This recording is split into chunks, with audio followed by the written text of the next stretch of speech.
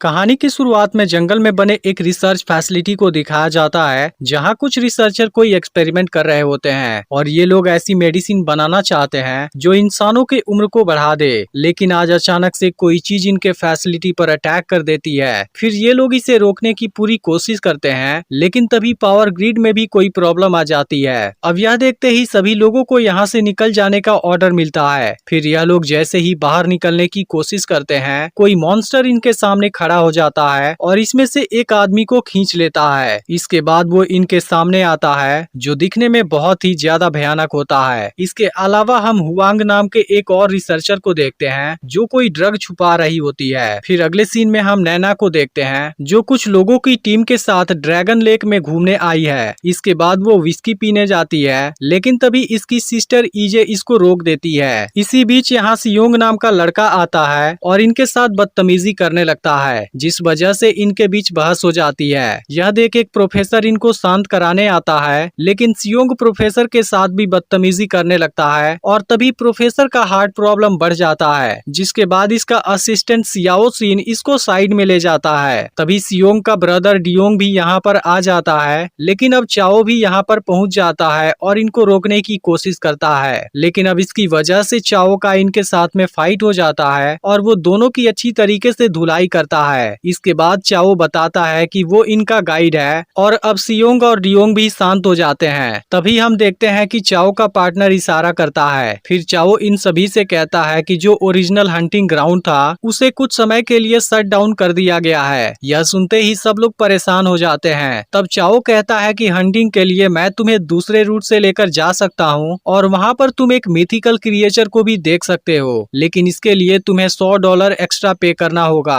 अब सभी लोग इसके लिए तैयार हो जाते हैं और अगले दिन ड्रैगन लेक घूमने निकल जाते हैं, जहां हमें एक पेड़ पर एक डेड बॉडी नजर आती है। वहीं दूसरी तरफ चाओ का पार्टनर मॉन्स्टर का नकली फुटप्रिंट बनाने गया होता है, लेकिन तभी अचानक से कोई लिक्विड इसके सिर पर गिरती है। फिर वो जैसे ही पीछे मुड़ता है, इसके सामने वही रिसर्च फैसिलिटी वाला मॉन्स्टर होता है और इसको मार देता है। अब कुछ घंटों के बाद प्रोफेसर और बाकी लोग भी यहाँ पर पहुँच जाते हैं और इतने बड़े फुटप्रिंट को देख हैरान हो जाते हैं, लेकिन चाओ को पता होता है कि यह सब इसके ही पार्टनर की ट्रिक थी। इसके बाद यह लोग इसकी फोटो लेना चाहते हैं। तब चाओ कहता है यहाँ फोटो लेना अलाउ नहीं है और फिर से कुछ एक्स्ट्रा डॉलर लेने के बाद इनको फोटो क्लिक करने देता है। अब चाओ अपने पार्टनर के पास मैसेज करता है। फिर हम देखते हैं कि उसका फोन जंगल में पड़ा हुआ है। इसके बाद यह लोग फिर से आगे बढ़ने लगते हैं, लेकिन अब नैना थक चुकी थी, इसलिए सभी यहाँ पर रेस्ट करने के लिए रुक जाते हैं। तभी इसी बीच प्रोफेसर को यहाँ एक अजीब सा फ्लावर दिखाई देता है। फिर वो जैसे ही चेक करने उसके पास जाते हैं, वो फ्लावर इनको पकड़ लेता है और इनको अपनी तरफ खींचने लगता है। यह देख चाओ प्रोफेसर को बचाने जाता है, लेकिन फ्लावर तब तक प्रोफेसर को अपने अंदर कैद कर लेता है। इधर बाकी लोगों को भी कुछ बेल पकड़ लेते हैं, जिसके बाद यह लोग बुरी तरह डर जाते हैं। लेकिन सियोंग अभी भी फ्री होता है और वो बेल पर फायरिंग करके इनको भी बचा लेता है। वहीं चाओ प्रोफेसर को बचाने जाता है, जिसके दौरान फ्लावर भी इस पर अटैक करने लगता है, लेकिन फिर भी चाओ इसको काट देता है और प्रोफेसर बाहर आ जाता है। इसके बाद सियाओ सिन तुरंत प्रोफेसर को उसका मेडिसिन देता है, जिसके बाद प्रोफेसर होश में आ जाता है। अब चाओ को अपने पार्टनर की चिंता होने लगती है, क्योंकि उसने अभी तक इसे रिप्लाई नहीं किया।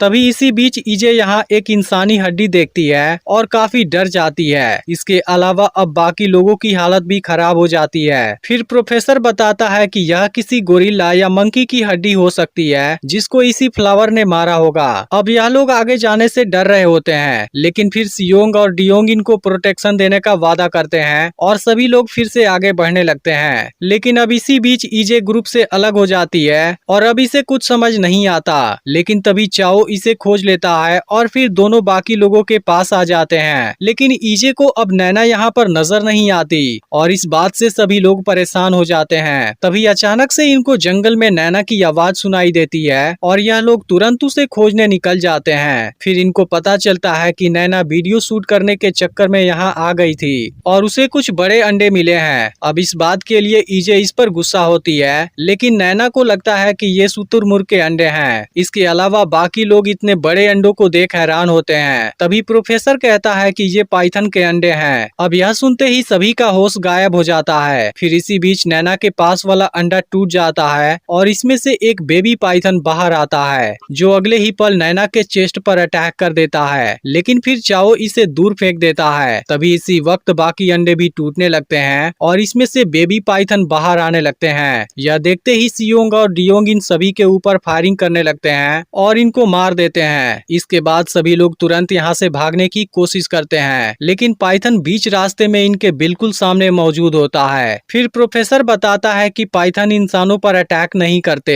लेकिन अब सियोंग सोचता है पाइथन इनसे अपना बदला लेने वाला है, इसलिए वो इस पर फायरिंग करने चला जाता है, लेकिन पाइथन अब इसको पकड़ लेता है। यह देख चाओ और इजे पाइथन पर फायरिंग करते हैं, जिसके बाद पाइथन सियोंग को छोड़ देता है और डियोंग इसे लेकर यहाँ से चला जाता है। इसके बाद बाकी लोग भी यहाँ से भागते हैं और एक सेफ जगह पर आ जाते हैं, लेकिन अब इनको ऐसा लगता है कि कोई इन पर नजर रख रहा है। तभी अचानक से पाइथन सियाओ सीन पर अटैक कर देता है और सबके सामने ही इसको निकल जाता है। अब यह देखते ही सभी लोग यहाँ से भागते हैं और चाओ बताता है कि किनारे पर एक स्पीड बोट लगी है। फिर सभी लोग तुरंत स्पीड बोट में आ जाते हैं, लेकिन तभी प्रोफेसर अपनी डायरी लेने के चक्कर में पाइथन के सामने फंस जाता है। फिर भी वो किसी तरह स्पीड बोट में आ जाता है और सभी लोग तुरंत यहाँ से निकल जाते हैं, लेकिन प्रोफेसर इस बात से हैरान होता है कि पाइथन पानी में तैर सकते हैं, फिर भी वो हमारे पीछे क्यों नहीं आया। अब इस बात से सबको लगता है कि यहाँ पानी के अंदर कोई ऐसी चीज है जो पाइथन से भी ज्यादा खतरनाक है। तभी अचानक से इनकी स्पीड बोट में कोई प्रॉब्लम आ जाती है, जिसके बाद चाओ इसको रिपेयर करने लगता है, लेकिन इसी वक्त अब मॉन्स्टर भी यहाँ पर आ जाता है और इसके अटैक से डियोंग पानी में गिर जाता है। यह देखते ही सियोंग तुरंत उसे बचाने जाता है और वो इसमें कामयाब हो जाता है, लेकिन तभी मॉन्स्टर इसको पानी में खींच लेता है और इसको मार देता है। इसके अलावा वो इनके ऊपर से छलांग भी मारता है। अब यह देखते ही सभी लोग तुरंत यहाँ से भागने लगते हैं। वहीं डियोंग अपने भाई की मौत से दुखी होता है और इस मॉन्स्टर से अपना बदला लेना चाहता है। अब किसी तरह सभी लोग पानी से बाहर आ जाते हैं, लेकिन अब मॉन्स्टर भी इनको खोजने निकल जाता है। इसे देख प्रोफेसर चाओ से पूछता है, क्या यही वह मिथिकल क्रिएचर है जिसके बारे में तुम बात कर रहे थे? तब चाओ रिवील कर देता है कि उसने अभी तक जो कुछ भी बताया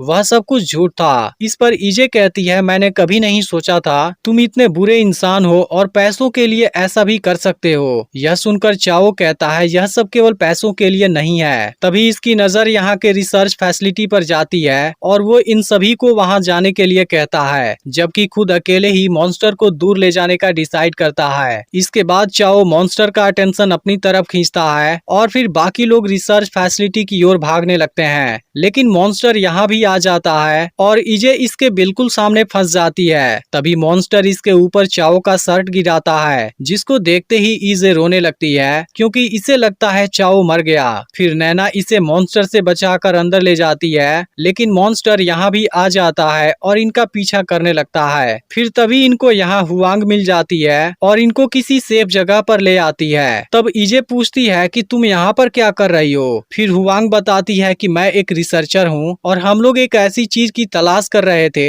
जो कार्डियोवैस्कुलर डिजीज का ट्रीटमेंट कर सके, क्योंकि इस डिजीज की वजह से हर साल बहुत से लोगों की मौत होती है। फिर हमें ड्रैगन लेक में रहने वाली अगली फिश के अंदर एक ऐसी चीज मिली जो इस डिजीज का ट्रीटमेंट कर सकती थी और इसके अलावा इंसान की उम्र भी बढ़ा सकती थी, लेकिन इसको निकालने के दौरान बहुत ज्यादा बायोकेमिकल वेस्ट भी प्रोड्यूस होता था और मुझे लगता है इसी की वजह से अगली फिश का म्यूटेशन हुआ है और अब पूरा ड्रैगन लेक ही खतरनाक हो चुका है। अब यह पता चलते ही सभी लोग इसके ऊपर गुस्सा होने लगते हैं, लेकिन तभी अगली फिश यहाँ पर आ जाती है, जिसको देखते ही सभी लोग भागने लगते हैं। लेकिन अब चाओ भी यहाँ पर आ जाता है और सभी को एक रूम के अंदर बंद कर लेता है। अब इजे इसको जिंदा देख हैरान होती है। इस पर चाओ कहता है, तुम केवल अपने कुछ डॉलर के लिए मुझे मरा हुआ देखना चाहती हो, लेकिन मैं उन पैसों को अपने लिए नहीं बल्कि प्राइमरी स्कूलों को रिनोवेट करने के लिए कलेक्ट कर रहा था। अब चाओ को यहाँ से रिसर्च फैसिलिटी का एक पूरा ब्लूप्रिंट मिल गया था और वो अगली फिश को 10,000 वोल्ट का इलेक्ट्रिक शॉक देकर मारने का प्लान बनाता है। इस पर हुआंग कहती है, लेकिन लाइटनिंग की वजह से पावर ग्रिड तो डैमेज हो गया था। तब चाओ कहता है कि मैंने उसके शॉर्ट सर्किट को फिक्स कर दिया है। इसके बाद डियोंग अगली फिश को